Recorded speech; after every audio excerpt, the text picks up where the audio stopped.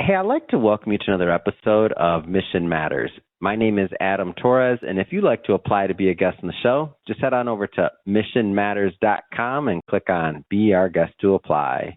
All right, so today my guest is Eric Gardner, and he is a co-director of the film Confessions of a CEO. Eric, welcome to the show. Thanks, Adam. It's very excited to be here. I love your work. Very kind. I've been looking forward to talking to you about this film. So, Confessions of a CEO. Now, whenever I'm talking to a filmmaker and I see a project, I always like to start with where'd the idea for the film come from? Like, where'd that stem? The idea for this film came from a lot of different places. This is one of those films that came together just out of a lot of different ideas, a lot of different point of views, a lot of different histories. We had a team that made it. We made it together. And I know that's sort of a long-winded way to say that what we got was so much better than what we thought we were going to get. Now, your background, I mean, as a director in entertainment and working with networks, like maybe go into that a little bit. Well, I was a philosophy major at Columbia.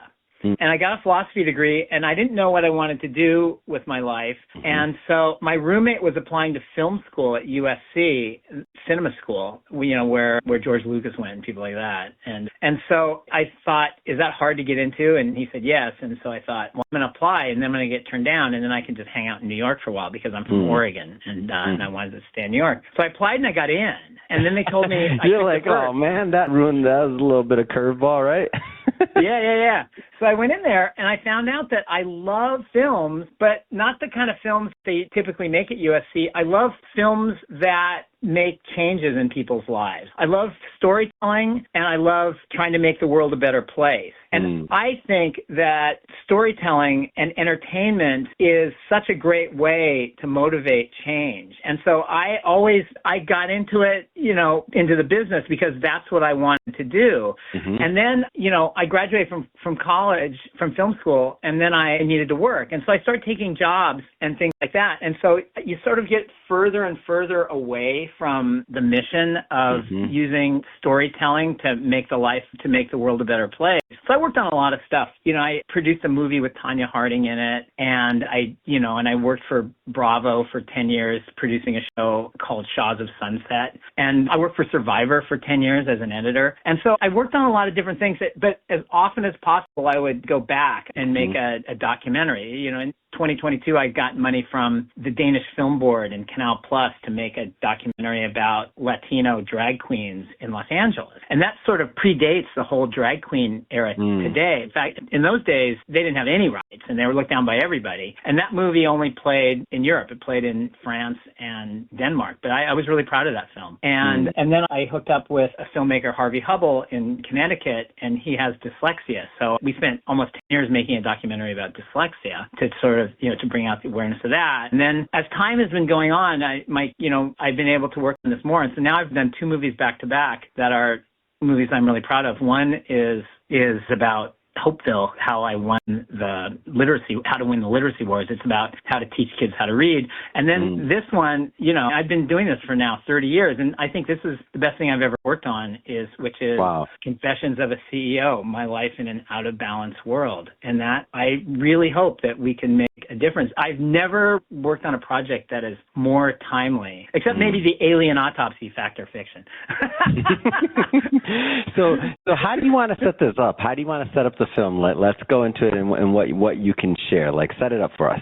Yeah, let me tell you, Confessions of a CEO, My Life in an Out of Balance World is a critique of corporate America told through the true story of Tom Gegax, who evolves from an amoral, unbalanced CEO to an unorthodox leader, populist messenger, and mentor to American influencers like Al Gore, Deepak Chopra, Blue Zone's founder Dan Buettner, and even Robert F. Kennedy Jr. It's a very entertaining film that plays like a thriller. It's a story of growth, redemption, and the impact of self-awareness on leadership and life. And the goal of the film is to show a path to a place where we can all have a better life, and that starts with changing how corporations do business. Yeah. And so maybe go just slightly for those that aren't aware of Tom's background. I mean, many have heard his name, but for those that aren't, we got a younger generation listening here too that maybe don't have that piece of history. Maybe go into his background just a touch. Tom is a much cooler, saner version of Forrest Gump. Oh, that's great. What a hook. Keep going. I'm hooked.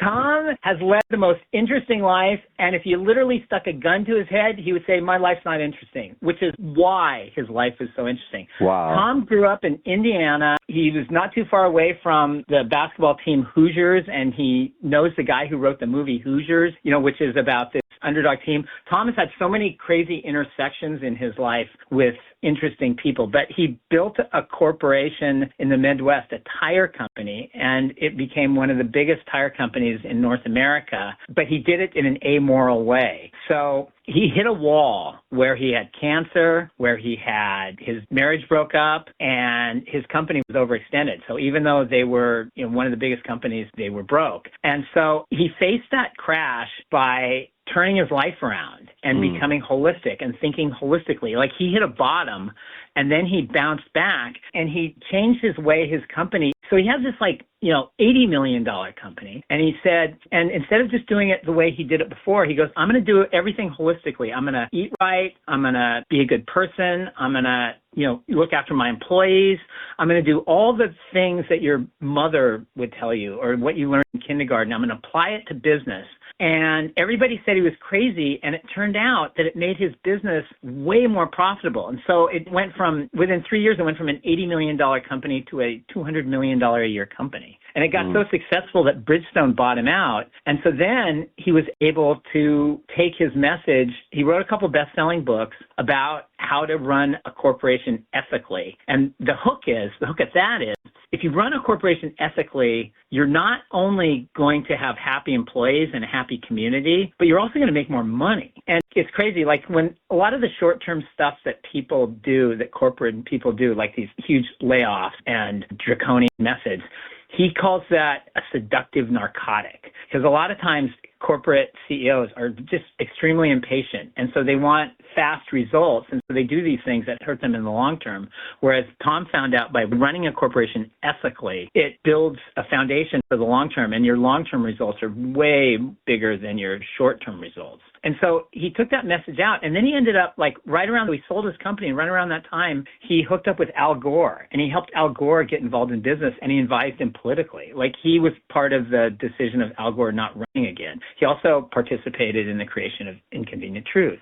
But then he also reorganized Deepak Chopra's company. And so Deepak Chopra is now a huge financial juggernaut in that industry, and Tom helped him get there.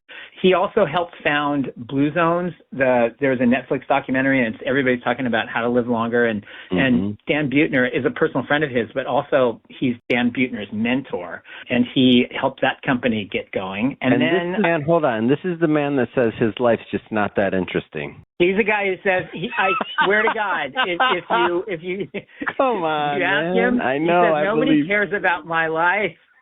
I know, it's hilarious. And then he worked with Robert Kennedy on cleaning up the waterways. Before Robert Kennedy Jr. got involved in the pharmaceutical world and the health world, he was the most effective attorney, and his organization, Waterkeepers, was the most effective organization in cleaning up waterways in North America and now around the world. And Tom sat on the board of directors of that company and helped them. I mean, it's crazy, all the stuff that he does. But one of the reasons why he's not on the interview is that part of his downfall is he got throat cancer. So before his turnaround, as part of his rock bottom, he got throat cancer, and and the radiation got rid of the cancer, but then over the last 10 years, his voice has gone down. So, and we put it in the movie. We show his voice in the movie so you can hear him, but it's just not, these sort of interviews are not something that's comfortable. But Tom is one of the smartest men I have ever met. And why he says, I'm sorry, Tom, if you're listening to this, why you say your life is boring is something. I don't know, Eric. I think it's pretty boring. So, Tom, if you are listening to this, you're right. I understand. It's pretty boring. No, yeah, right. Come on, man. Yeah. So getting back to the movie, like I want to get some takeaways here because I definitely want people to go and watch the film and get more of this too, by the way. What if there was, I know there's plenty of takeaways, but if there was a big takeaway like that you want the moviegoers to walk away with, what would that be? The big takeaway is balance. We put balance in the title because the big takeaway from the movie, and we all agree on it. Tom is the drumbeat and the author of this for us, but everybody who worked on the film believes in this, is that you have to listen to others, you have to care about others, and you have to work with others and work with people who disagree with you. I mean, that's like Lincoln was one of our greatest presidents, and that's what he did. So this isn't a new concept, but it's basically, we want to change corporate America. So that the biggest takeaway, the overall thing, the thing that cannot go unsaid is the point of this movie is to encourage people to change corporate America. But we're not doing it. We're not talking at people. We're talking with people. And so the idea is it's such a seductive message that even someone who's running a corporation and reaping the benefits of a corporation will want to do it. But we also want to whip up the grassroots people, because everyone is involved in corporations. Whether you like it or not, whether you know it or not, corporations have more to say with what your life is like than any other entity. So we're all involved with corporations, and we can all have a say in how they're run and because there's rules that run corporations, and they're formal rules like laws, but there's also informal rules that you learn in business school. And we feel that our message is so universal that if people do the things that we talk about in the movie and the things that Tom did to turn his company around, then not only are we going to get on track financially and economically, but people will be happier. I mean, that's part of what we want people to be, is we want to create a world where people are happy, where they're happy when they go to work and they're happy, they have a home life and their life is balanced. So we put balance in the title because we want people to live a balanced life. And balanced life also means listening to people who disagree with you. In making the movie, I understand you use part of Tom's system. Like, can you explain that a little bit? Like what that even means? Tom has 2 books. One is called, I have them on my shelf next to me. And so one is called Winning in the Game of Life, and the other one is called The Big Book of Small Business. And both of these were very popular about 20 years ago, and he was very popular on the speaking circuit before he lost his voice. And basically, Tom, through his own life experience, a lot of reading, working with people like Deepak Chopra and other people, that's just the tip of the iceberg of all the people he's worked with. Tom has meticulously researched a program for living your life, both personally, like how to self-coach yourself, and also how to run a business. Because it's 2 things. It's like, you're in control of yourself.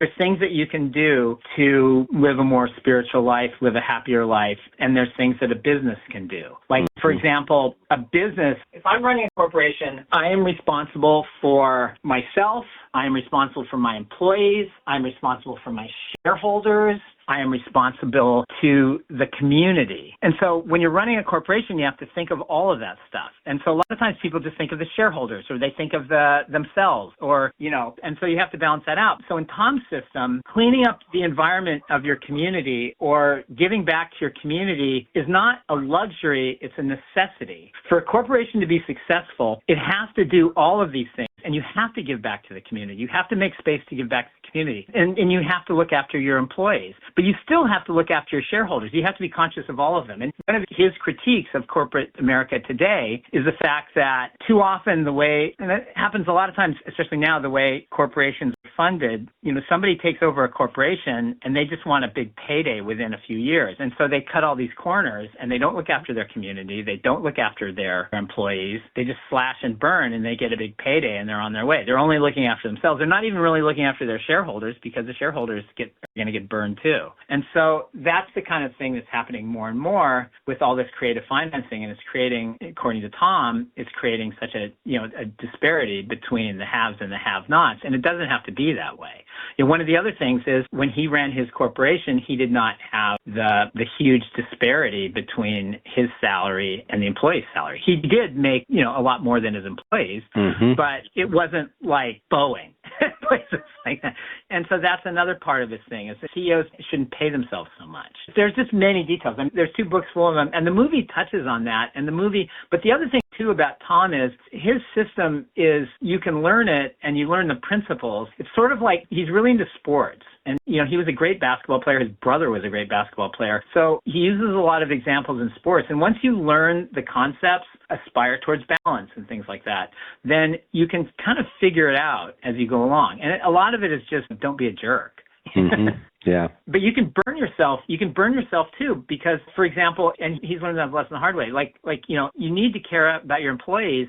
If you care about your employees to the point where you can't take care of your shareholders or your communities, then you go out of business, and then your employees have nothing. So, that's his other big thing, is being warm-hearted but tough-minded, and and just always yin and yang in this universe. Eric, I'll tell you, this is great. It's a great story. It was a great film. That's one of the reasons I wanted to bring you on the show, to get it out to my audience as well. That being said, if somebody's a listener watching this and they want to check out the film, Confessions of a CEO, or they want to also follow your other work as well, or you, how do they do those things? Well, we have a really great website called Confessions of a CEO Movie. It's all one word, confessionsofaceo.movie.com. So if you go there, you can get links to everything. You can get links to me, too. So if you want to get involved in the Eric Gardner universe, you can find me there. You can also pre-order the film. The film drops we had a theatrical run. We aired in 9 cities across America in January. We finished that theatrical run. So now we're going into the rental platforms. And so if you go to confessionsofaceo.movie.com, it'll have links to it's the usual suspects for renting the movie: Apple, Amazon, Vimeo now. And you can pre-order the movie now, and then it drops on February 11th across the nation. Wonderful. And that's where we are, yeah. Yeah. So, and for everybody listening, just so you know, we'll definitely put the links in the show notes so that you can just click on the link and head right on over and get that and pre-order. Or if you're listening to this when the movie's already out, then obviously order it and rent it and watch it, because you're not going to be disappointed. So again, if you're listening to this and this is your first time with Mission Matters, this is a daily show. Each and every day we're bringing you new content, new ideas, new hopefully inspiring stories that are going to help you along the way on your journey as well. So hit that subscribe or follow button, make sure so that you get the notification when we release the next episode. And Eric, man, appreciate you coming on and look forward to seeing more of your work down the line. So thank you. Thank you so much, Adam, and congratulations on your show. It's terrific.